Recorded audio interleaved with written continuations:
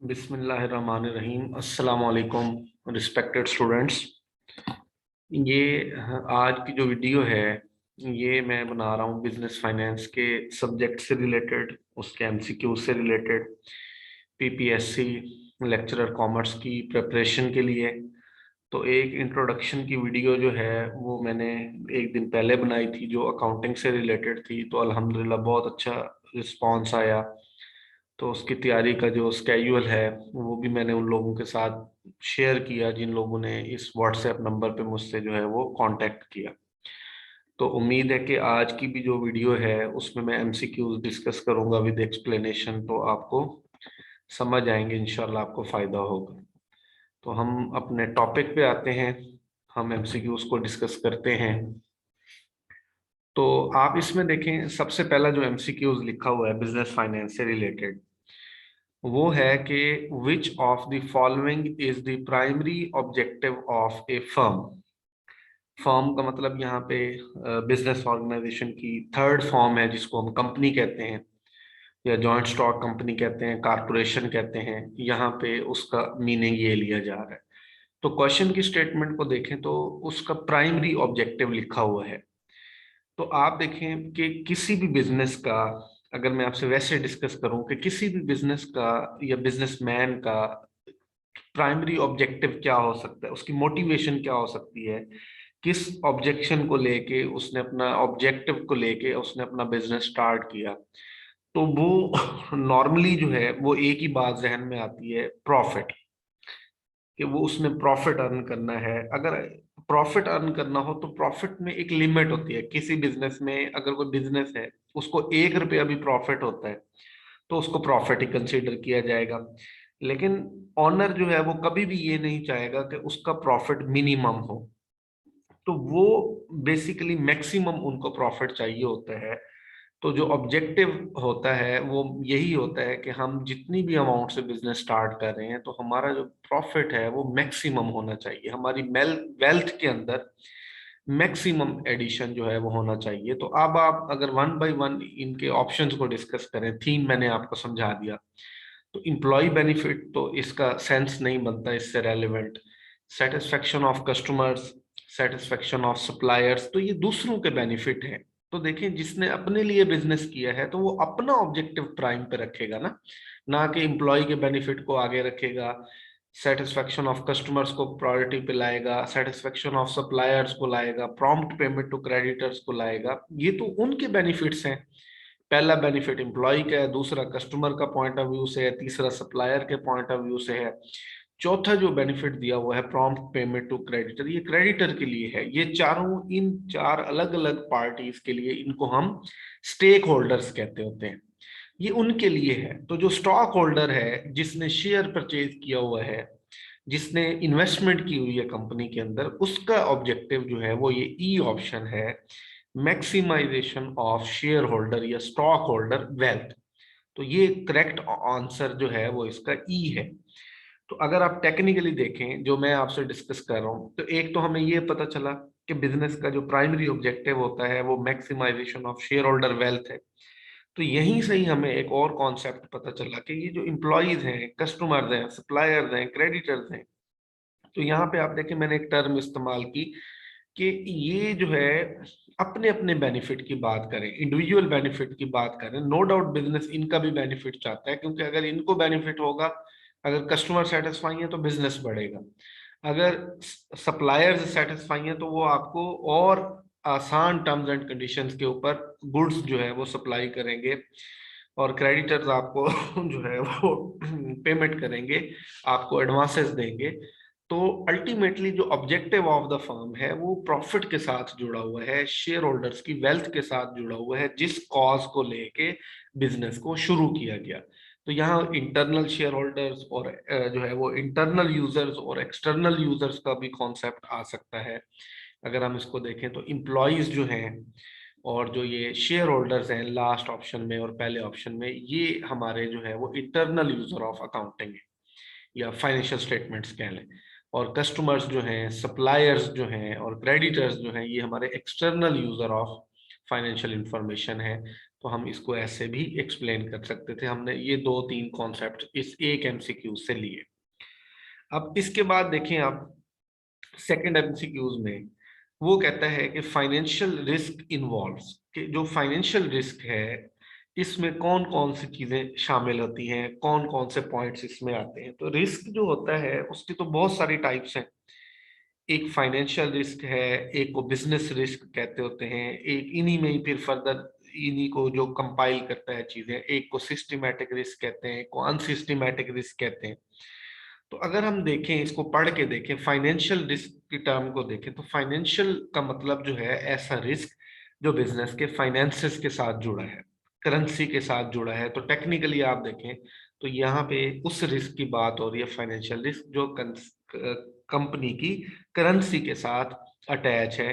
तो यहाँ देखें, फ्लक्चुएशन इन एक्सचेंज रेट, बिल्कुल ठीक बात है, ये फाइनेंशियल रिस्क होता है कि एक्सचेंज रेट अगर चेंज होंगे, जैसे पाकिस्तान में आप देखें कि अगर हम किसी से भी डील कर लें पाकिस्तानी रुपए के अंदर, तो आप आज जो डील करेंगे अगले दिन आपको नुकसान हो चुका होगा, क्योंकि पाकिस्तानी रुपया डी वैल्यू होता जा रहा है। और अगर आपने डॉलर में डील की होगी, आपने बिजनेस करने के बाद भी आप प्रॉफिट अर्न कर रहे हैं जब तक कि आपको पैसे जो है वो पेमेंट हो नहीं जाती।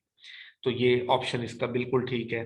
सेकंड को देखें, different interest and inflation rates, कि जब इंटरेस्ट रेट और होगा, इन्फ्लेशन रेट और होगा, तो इनमें डिफरेंस आएगा या डिफरेंट होंगे, तो फिर भी एक को फायदा हो रहा है एक को गेन हो रहा है, तो रिस्क यहाँ पे आ गया।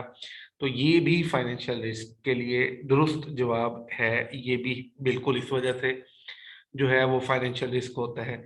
तीसरे नंबर पे आप देखें, बैलेंस ऑफ पेमेंट्स पोजीशन, ये मैंने पहले में भी जैसे एक्सप्लेन किया कि आप कल ही की ये खबर थी कि पाकिस्तान ने 8 बिलियन की जो है वो एक्सपोर्ट्स इंपोर्ट किए हैं और 2 बिलियन की एक्सपोर्ट्स किए हैं। तो 6 बिलियन का अब बैलेंस ऑफ पेमेंट, अब कहाँ से इतने डॉलर आएंगे? तो अल्टीमेटली हमें रुपए को जो है वो गिव अप करना है और उसके बदले में डॉलर खरीदना है। तो करेंसी डिमांड किसकी बढ़ जाएगी? डॉलर की। सप्लाई किसकी बढ़ जाएगी? रुपए की। तो जिसकी डिमांड बढ़ जाएगी उसका रेट बढ़ जाएगा, जिसकी सप्लाई बढ़ जाएगी उसका रेट कम हो जाएगा। तो फाइनेंशियल रिस्क इन तीनों को मिला के होता है। ये तीनों ही फाइनेंशियल रिस्क को जो है वो डिस्कस कर रहे हैं। तो फिर इसमें हम मजीद सिस्टमैटिक रिस्क को भी देख सकते हैं, जिसको हम जो है वो कम नहीं कर सकते। जो अनसिस्टमैटिक रिस्क होता है वो डाइवर्सिफाइबल होता है, हम उसको रिड्यूस कर सकते हैं, मिनिमाइज कर सकते हैं, जीरो पे लेके आ सकते हैं। तो हम इस डिस्कशन को इस पॉइंट ऑफ व्यू से भी कर सकते हैं, उनको भी डिस्कस कर सकते हैं। तो इसका जो करेक्ट ऑप्शन है वो ई है। ए, बी एंड सी ये तीनों जो है वो हमारे फाइनेंशियल रिस्क होते हैं। तो हम नेक्स्ट एमसीक्यूज की तरफ अगर जाएं, तो उसमें ये लिखा हुआ है कि managers are generally defined as. अब मैनेजर्स क्या होते हैं कंपनी में? क्या मैनेजर स्टॉक होल्डर्स होते हैं? क्या मैनेजर जो है वो एजेंट्स होते हैं? क्या मैनेजर स्टेक क्रेडिटर्स होते हैं? क्या मैनेजर सप्लायर होते हैं? या मैनेजर्स ई ऑप्शन कस्टमर्स होते हैं? अगर आप टेक्निकली देखें तो ये जो एजेंट का वर्ड है, एक एजेंसी थ्योरी है हमारे पास, जो मैनेजर्स के रिलेशनशिप को और ऑनर्स के रिलेशनशिप को जो है वो बताती है। उस थ्योरी के अकॉर्डिंग जो मैनेजर्स होते हैं they are the agents of the owners, directors कह लें या शेयर होल्डर्स कह लें। तो वो शेयर होल्डर्स जो होते हैं वो प्रिंसिपल होते हैं, मैनेजमेंट जो है वो उनकी एजेंट होती है, जिसको अपने ऑनर के बिहाफ पे जो है वो एक्ट करना होता है। तो इस हिसाब से जो हमारे पास ऑप्शन है वो बी है कि managers are generally defined as the agents. तो अब जैसे मैंने आपको सॉरी एजेंसी थ्योरी का कहा, तो अगर आप एजेंसी थ्योरी देखें इसी तरह से जो है वो फाइनेंस की, ये आपके पास से और थ्योरीज भी जब हम इसको पढ़ेंगे तो उनका भी जिक्र आ जाएगा। अब जैसे हम ये भी देख सकते हैं कि एजेंसी थ्योरी कौन से साल में आई, ये एजेंसी थ्योरी किसने जो है वो प्रेजेंट की। इस हवाले से जो है वो हम और भी थ्योरीज जो हैं, जो कैपिटल स्ट्रक्चर की थ्योरी हैं, जिसको मिलर एंड मॉडिग्लानी की थ्योरी कहते हैं, उसके अलावा पैकिंग ऑर्डर थ्योरी कहते हैं, उसके अलावा मार्केट टाइमिंग थ्योरी कहते हैं, तो ये हम डिस्कस कर सकते हैं, जो हमें इस एमसीक्यूज के साथ जो है वो हमारे चैप्टर के साथ डिस्कस हो जाएंगी, हमारा और नॉलेज जो है वो बढ़ जाएगा। अब हम अगर फोर्थ एमसीक्यूज को देखें तो वो कहता है कि incentives for multinational company managers include the following except. अब इंसेंटिव्स कहते होते हैं बेनिफिट्स को, एक्स्ट्रा अमाउंट को या एक्स्ट्रा बेनिफिट्स जो मैनेजर्स को मिलते हैं मल्टीनेशनल कंपनीज में, या मल्टीनेशनल भी इसको पढ़ते हैं।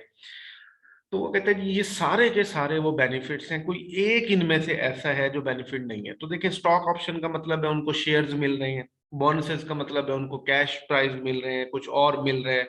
परक्विजिट्स जो हैं वो भी इसी तरह से होते हैं कि उनको सहूलियात मिल रही हैं, उनको आसाइशें मिल रही हैं, गाड़ी मिल रही है, घर मिल रहा है, इस तरह की चीजें। सैलरी के अंदर इंक्रीज हो रहा है। तो आप देखिए इन चारों में ना मॉनिटरी टर्म्स इन्वॉल्व है। अगर किसी को भी आपने फायदा पहुंचाना हो, आपको लगे कि उसको इंसेंटिव है, तो आज की दुनिया में, बिजनेस की दुनिया में, हर चीज को पैसों से देखा जाता है। तो अगर आपको उसमें कोई मॉनिटरी वैल्यू इन्वॉल्व नजर आ रही है, तो इसका मतलब है 100% कि ये इंसेंटिव है। आप देखें, आप किसी को छुट्टी दे रहे हैं, वेकेशन, पांचवा ऑप्शन ई। तो क्या जो है, अगर वैसे एक ऑप्शन आप डिस्कस करें कि आप किसी को कहें कि हम, आप काम पे आए, हम आपको 1,000 रुपये देंगे, और आप छुट्टी करें तो हम आपको कुछ नहीं देंगे, आप जाएं घर, जाएं रेस्ट करें। तो इम्प्लॉयज किस ऑप्शन को सिलेक्ट करेंगे? तो डेफिनेटली आप कहेंगे कि वो 1,000 वाले ऑप्शन को सिलेक्ट करेंगे, जो मॉनिटरी टर्म्स जिसमें इन्वॉल्व हैं। तो ये चारों जो है वो मॉनिटरी टर्म्स हैं। हम इनको जो है कहेंगे कि ये इंसेंटिव्स हैं। एक इनमें से वेकेशन, जो फोर्थ फिफ्थ नंबर पे आ रहा है, ई ऑप्शन, ये इंसेंटिव नहीं होता।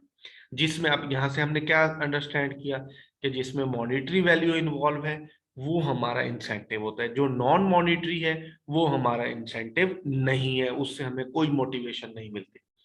फिफ्थ नंबर पे देखें, वो हमें कहता है कि इन्वायरमेंटल फैक्टर्स। अब आपको इन्वायरमेंट पे लेके आया, आजकल ये बहुत बड़ा इशू है, और मुझे उम्मीद है कि इससे रिलेटेड पेपर के अंदर जरूर क्वेश्चन होंगे। आप देखें, स्मोक, पहले कोरोना की वजह से दुनिया बंद हो रही है, अब स्मोक की वजह से हो रही है। स्मोक का किसके ऊपर इम्पैक्ट डाला जा रहा है कि जी फैक्ट्रीज की वजह से, बिजनेसेस की वजह से ये हो रही है। बिजनेसेस जो हैं वो इस इन्वायरमेंट को पोल्यूट कर रहे हैं। तो आप वो देखें, वो कहता है जी environmental factors affecting international operations are as follows except. अब इंटरनेशनल कॉन्टेक्स्ट में बात पूछी गई है कि कौन से ऐसे इन्वायरमेंट के फैक्टर्स हैं तो जो आपके बिजनेस ऑपरेशंस में हर्डर डालते हैं। वो कहते हैं जी कि इनमें से एक फैक्टर ऐसा है, यानी कि environmental factors affecting international operations are as follows except. इनमें से सारे के सारे इन्वायरमेंटल फैक्टर्स हैं, कोई एक आपने बताना है जो इन्वायरमेंटल फैक्टर में नहीं आता, जो बिजनेस को इफेक्ट नहीं करता। तो कस्टम्स, हर मुल्क का अपना, तो ये भी उसमें आ गया। फॉरेन इकोनॉमिक फैक्टर्स भी आ गए, फॉरेन पॉलिटिकल सिचुएशंस भी आ गई। अब देखें, जैसे हमारे मुल्क में अभी सियालकोट का इंसिडेंट हुआ, तो आप देखें उससे एक दिन पहले स्टॉक एक्सचेंज के अंदर 322 अरब रुपए जो है वो एक दिन के अंदर, जो जिन्होंने शेयर में लगाए हुए थे, वो स्टॉक मार्केट गिर गई नीचे। 322 अरब रुपए का नुकसान हुआ एक दिन के अंदर शेयर होल्डर्स को। फॉरेन लीगल एस्पेक्ट देखें, तो आप देखें इनकी कहीं ना कोई सेंस बनती है कि कस्टम्स का भी बिल्कुल हर कंट्री के हिसाब से मुख्तलिफ मैकेनिज्म है। इकोनॉमिक फैक्टर भी हर कंट्री के मुख्तलिफ हैं। पॉलिटिकल सिचुएशन की भी मैंने अभी आपको एग्जांपल दी, और सियालकोट का इंसिडेंट भी हो गया, और ये सारी चीजें लीगल भी आप देख सकते हैं। लेकिन आप ये देखें, जो फिफ्थ है, इंटरनेशनल डिस्टेंस। आपने अकाउंट्स पढ़ा हुआ है, आपने फाइनेंस पढ़ा हुआ है, आपने और सब्जेक्ट पढ़े हुए हैं, तो वहां अगर आप टेक्निकली देखें तो ये डिस्टेंस कोई मैयर नहीं है किसी भी चीज को, कोई भी इसका इम्पैक्ट जो है वो नहीं आता आपके इंटरनेशनल ऑपरेशंस के ऊपर। ट्रेड चल रही है। तो ये सारा जो है, इन चारों में से, पांचों में से, जो फिफ्थ नंबर पे फैक्टर है, ये इंटरनेशनल ऑपरेशंस को जो है, इन्वायरमेंटल फैक्टर ऐसा है जो अफेक्ट नहीं करता। डिस्टेंस कोई भी माने नहीं रखता। आप देखें आजकल के दौर में, पहले जो है वो डंकी से ट्रेड शुरू हुई, और आप देखें ट्रेड जो है वो एरोप्लेन्स के थ्रू होती है। फास्ट मैकेनिज्म्स हैं, एक दिन के अंदर जो है वो प्रोडक्ट को दुनिया के एक कोने से दूसरे कोने में पहुंचा दिया जाता है। तो डिस्टेंस मैटर नहीं करता। तो इस ऑप्शन का सही जवाब भी यही है, इंटरनेशनल डिस्टेंस। तो ये हमारे लिए सैंपल के तौर पे मैंने ये पांच एक क्वेश्चंस जो है वो डिस्कस किए थे।